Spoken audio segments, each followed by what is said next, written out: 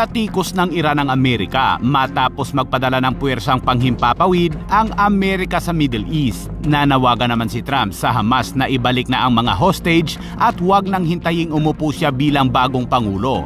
40 sundalo naman ng North Korea ang tinodas ng Ukraine sa digmaan at ayon sa isang sundalo ng Nukor ay bigla na lamang silang sinabak sa giyera kasama ang mga mahihinang militar ng Russia. Sa mga banta ng Iran sa rehiyon, ang Amerika ay nagpadala ng puwersang panghimpapawid sa Central Command ng 6 na B-52 bombers, KC-135 Strato tankers at mga skwadron ng F-15 fighter jets. Kaya naman ang Iran ay binatikos ang presensya ng Amerika sa rehiyon. Ayon naman kay Iranian Foreign Ministry spokesperson Esmail Bagahi, ang pagdating ng US B-52 bombers sa rehiyon ay hindi magbabago sa kanilang determinasyon na ipagtanggol ang kanilang bansa. Sa mga larawan at video naman ay makikita rin ang commander ng US Central Command na si General Michael Corilla na nakipagpulong kay Chief of Staff Major General Herzi Halevi ng IDF. Ang dalawa ay nagsagawa ng situational assessment sa mga isyu sa seguridad at strategic at magkasanib na paghahanda sa rehiyon bilang bahagi ng pagtugon sakaling ituloy ng Iran ang kanilang atake. Samantala, iniulat naman ng media ng Iran na natodas ang Brigadier General ng Iran Revolutionary Guard Corps na si Hamid Masandrani kasama ang piloto matapos na bumagsak ang kanilang sinasakyang fighter jets sa panahon ng kanilang training exercise sa Serjan region sa southeastern ng Iran. Samantala, sinabi naman ng hepe ng Mossad na maliit umano ang tsansa ng isang hostage deal kahit na maraming Hamas na ang sumuko sa Gaza dahil marami pa rin umanong Hamas ang may matatag na paninindigan. Maingat ang hakbang ngayon ng IDF at hindi umano pwedeng basta na lamang bombahin ang lugar dahil baka madamay ang mga hostage. May ibang mga gusali naman sa Gaza na pinasabog ng IDF kahapon, ngunit clear na umano ang area bago nila ito pinapasabog. Alpha, 3, 2, 1. Erev Tov Gaza. May babala naman si Donald Trump sa Hamas na ibalik na ng Hamas sa lalong madaling panahon ang mga hostage at huwag nang hintaying umupo siya bilang bagong Pangulo ng Amerika dahil kung hindi ay pagbabayaran ng Hamas ang kanilang ginawa. We want our hostages back and they better be back before I assume office or you will be paying a very big price.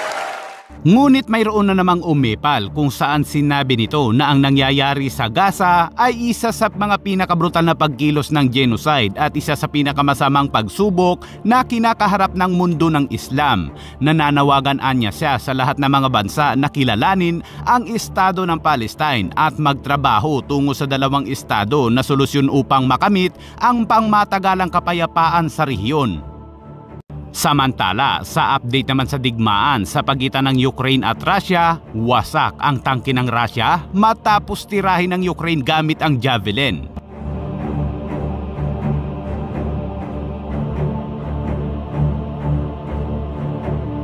Ito naman ang video kung saan tinarget ng Ukrainian drone ang mga sundalo ng North Korea na sumali sa gyera.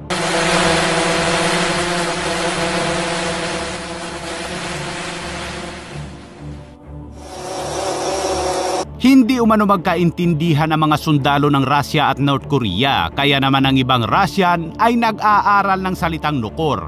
Вот спрошу я этого Чемпупеля, блядь, что случилось? А я же нихуя не пойму, что он ответил. Isang sundalo naman ng North Korea ang nagpapagaling at sa isang interview ay sinabi nitong mahina umano ang mga militar ng Russia. Siya lang umano ang isang nakasurvive habang ang 40 nitong kasama ay tinodas ng Ukraine. Bigla na lamang umano silang pinadala sa gyera na kulang sa kagamitan tulad ng mga bala.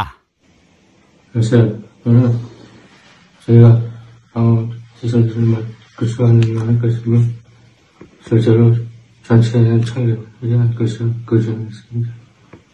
하지만 저희가 그리스도에 교수하자 무작정 공격 중에 참가하도록 강요했습니다. 이 러시아 얘기들은 강격전에 아무런 정찰도 하지 않고 저에게 원상 무기도 주지 않았습니다. 부대가 공격을 시도하자 우크라이나 군이 강한 화살과 저는 당연히 하였습니다. 우리 제 인원이 40명이었는데 제 친구들인 흑철과 경영을 비롯하여 모두 전사했습니다. 흑철에는 하편에 머리가 잘렸고 저는 전사자의 시체 밑에서 살아남을 수 있었습니다. 제 할아버지로부터 정확한 일에 많은 이야기들을 들었으나 이 존재는 실과 같습니다.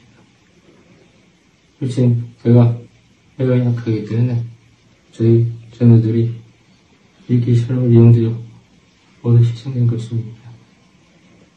크루스크는 이젠 러시아 땅에 아닙니다. 우크라이나 군대는 최신 영문기술로 구성됐고 강한 인력을 가지고 있습니다. 반면에 러시아 군대는 너무나 많은 군인들을 잃었고 저희와 같은 병사들을 공격선에 내전이 있는 상태입니다. 최근으로 산자들처럼 쌓여있는 러시아 군사들의 시체들과 하게 된 땅과 상하차들을 보았습니다. 솔직히는 이 전쟁에서 패할 겁니다.